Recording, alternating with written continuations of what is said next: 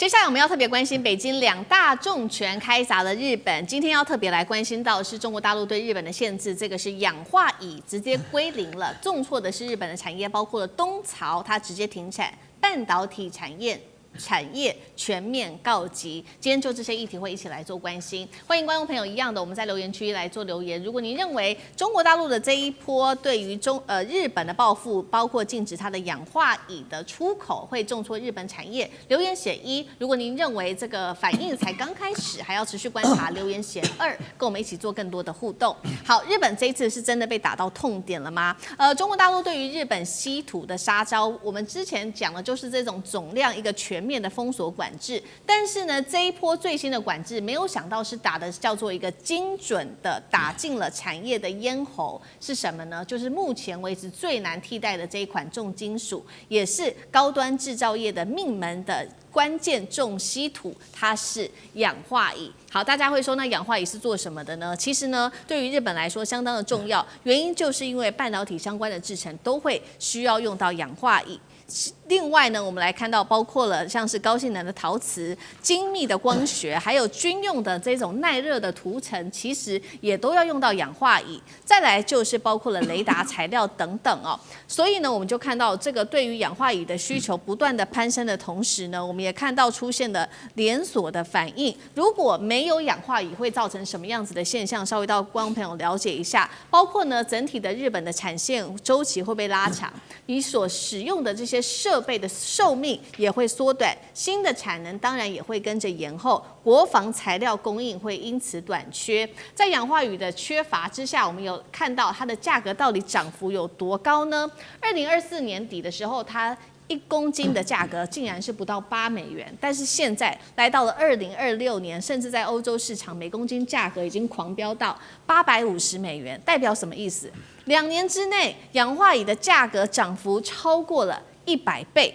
那么更直接的冲击，我们刚刚提到的就是日本的企业，这一家东槽集团，它的氧化铱的原料现在面临严重的短缺，被迫是宣布全面停工停产。另外，其他对于中国大陆高阶氧化锆的粉体的供货，也因此原本掌握的这些日本企业也是全面的退出了供应链。这个是掌握高端的医疗陶瓷市场的这些日本企业受到严重的影响。委员怎么看这个氧化铱被切断对日本的重击有多严重？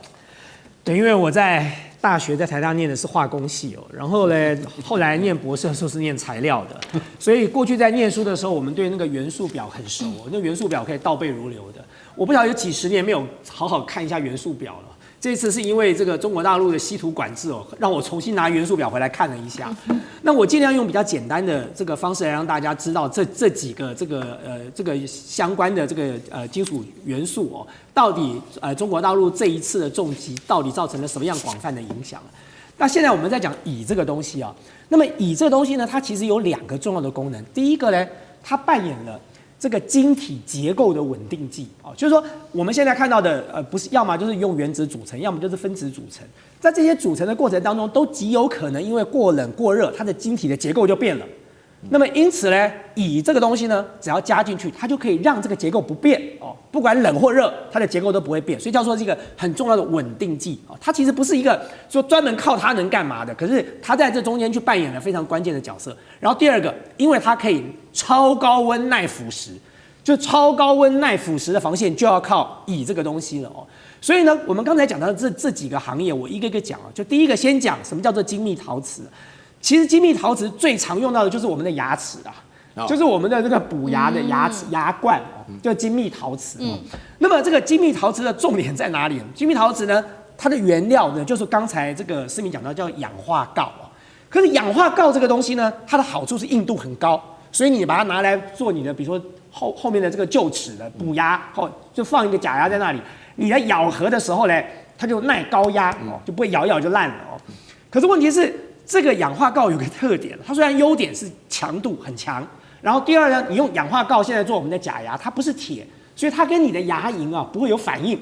不会让你的牙龈变黑，不会让你有过敏所以呢，大家现在大部分的我们在看到的植牙补牙都在用氧化锆这件事情。然后再来，当然就是因为它外观很自然，看起来就跟一般的牙齿无异但是关键问题来了，它有个缺点，就是这个氧化锆你拿来做了牙齿，如果只是单纯拿氧化锆来做，太冷太热啊，它的那个晶体的结构就变了，所以呢它就不持久了。所以那要怎么办呢？只要加3%到8%的氧化乙这个东西加下去，我刚刚说过，它就是一个结构稳定剂的功能，那你的假牙就可以用，你的牙齿就可以用了啊，不会因为过冷过热而改变哦。那么重点回过头来再来看，在半导体产业也是，你知道我们在做半导体产业的时候，最重要的就是蚀刻嘛，就在晶片上刻，这个做一些蚀刻的动作。可是蚀刻是什么刻呢？其实，在半导体产业里头，它都是用佛基或者是用氯基的电浆去刻的。可是电浆的我们叫做干式这个蚀刻，可是电浆的这个腐蚀性很强。所以呢，如果呢今天你没有像氧化乙这种东西哦，号称全宇宙最强抗电浆的这个腐蚀。它是全宇宙最强的。如果今天你没有它，那么你在你现在的蚀刻机内部，你没有氧化乙做保护哦，你蚀刻机内部马上就被电浆腐蚀了。那你这个蚀刻机所有的这个重要的零组件也会受到影响哦。所以这就是在半导体产业能够造成的影响。那你接过来讲，我们说在国防工业为什么造成影响呢？各位知道，因为对这个乙来讲哦，它另外一个功能就是它是一个抗这个热阻胀层，它可以抗热啊，抗高温哦。所以呢，需要什么呢？隐形战机，隐形战机的那个发动机涡轮的叶片啊，它在转动的时候它会有高温，这个是干哥厂家，它到1400度到1600度 C， 这么高的温度，它足以让金属融化了。那怎么办？那你就需要像氧化乙哦，用氧化乙来稳定的氧化锆。我刚才讲过，就是我们做陶瓷牙的这个氧化锆，你必须把它整合在一起。然后涂在上面，那么因此呢，它才能够抗高温。那我们讲的高超音速导弹也是啊，高超音速导弹在大气层里头跳来跳去的时候，它经过大气层都有因为摩擦而产生的高温呢，所以这个弹头的整流罩，它也需要用氧化乙加氧化锆加在一起做成的热阻胀层嘛，否则你这个弹头一下就融掉了。那你现在讲到的像光电跟雷达都是同样的道理，光电跟雷达都要用到乙。在光电你要用到的是乙铝合在一起的16-10，在雷达你要用到的是乙跟铁再加入16-10，所以呢，基本上你会发现说，虽然乙哦，这个看起来好像大家从来都没听过的这种稀有元素，但是光是在乙这件事情上，它只要打这个乙这张牌打到日本的话，它马上所影响到的产业层面就是非常广的了。好，所以我们现在目前看起来，中国大陆出了这个新招哦，已经重挫日本的产业，而且现在这个影响正在扩大蔓延当中。从刚刚委员帮我们提到的，从半导体产业到军事产业，甚至到医疗产业，还有呢就是最新宣布的东潮说的这一间企业已经正式的宣布，接下来会全面的停产他们对中国出口的这种高阶的氧化锆的粉体，不只对中国，对全球出口都会因此全面的停产。那这个影响才正在扩大当中而已。结果没想到中国又继续的强化对于日本的制裁。最新他说同步升级的就是针对于日本的稀土了，稀土精准的管制，把20家日本的企业也纳入了出口管制的名单当中。这当中涵盖的包括了研究单位、防卫研究单位、三菱电机、三菱重工、川崎重工，还有另外20家说要出口的观察名单当中也被列入。再来，日本不是没有反制，我们看到日本立刻有了新的反制动作，重点是有没有效。好，2个动作，第一个，南寮岛它在这边宣布要启动深海稀土的计划，成本大约是陆地稀土的20倍以上，这是第一个。第二件事情，我们看到的是信越化学说要扩建稀土的冶炼，日本政府也说了，好，那你要扩建，我接下来会补助你175亿日元来建立全面的供应链，来得及吗？干哥怎么看？这绝对来不及，好吗？为什么？很简单嘛，信越化学它要在那个福井县，它要建稀土精炼设备，日本政府补助175亿日元，大概是等于多少？大概是50多亿台币，好不好？我们今天坦白讲一句，中国在50年来的稀土的精炼产业上投下了多少人力、物力、财力，根本你没有办法想象。但是像南鸟岛这个例子，说句实在话，对于日本来讲是一个很大的希望。为什么？因为他们说蕴藏了多少重稀土哦，就是那17种元素哦。他说可能有230兆吨，可能有这么多。那我想请问你一下，开采的成本要多少？你只想到运厂有多少，但你有没有想到开采的成本到底有多少？先讲日本有没有开采技术？有，绝对有。为什么有？因为日本，我光是讲一个东西哈，就是说，日本在全世界的这个水下机器人的这个技术上面是独步全球的，甚至比美国还要强。为什么呢？因为日本在2次大战的教训，他们对于潜艇救难是非常重视的。所以，如果一旦全世界发生了潜艇遇难的事件的话，日本的潜艇救难舰是数一数二一流的船。所以，如果说发生是这样的事情呢，说不定我们台湾啊、澳洲啊很多国家都要依靠它。所以，它对于水下机器人跟水下救难，它是非常有经验的。可是问题是，你要在南鸟岛的5600公尺深的海底进行开采作业，我说句实在话，你有没有这样的技术？我相信一定有，但是你有没有这样的成本？你没有，而且这都不是重点，重点是挖上来的重稀土要怎么经过精炼。信越化学，你现在就要盖。如果你今年不盖，我可以告诉你，等到2027年。南鸟岛的那个地球号终于去现场，经过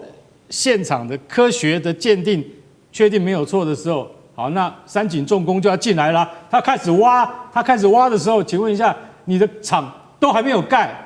他万一真的挖上来之后，要送去哪里精炼？你是不是又再送回中国去精炼呢？啊，对不起啊，中国再帮我们精炼一下吧。你看到时候中国会不会理你？